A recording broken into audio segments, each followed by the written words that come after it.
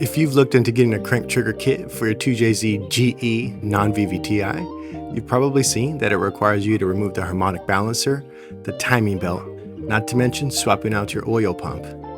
I've designed something that eliminates all of that. From the factory, the 2JZ GE non-VVTi relies on this big, ugly, bulky distributor for engine position. When upgrading to a standalone ECU, most people convert to a crank trigger using OEM components. That process requires tearing into the front of the engine, replacing the oil pump, installing a lower timing gear, and completely redoing timing. This kit is a true bolt-on crank trigger solution. There's no need to remove the timing belt, no need to pull the harmonic balancer, and no need to swap or modify your oil pump.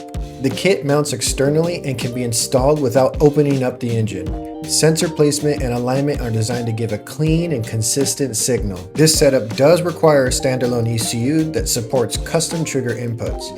It does not work with the OEM factory ECU. If you want the benefits of a crank trigger without tearing your engine apart, this is by far the simplest way to do it.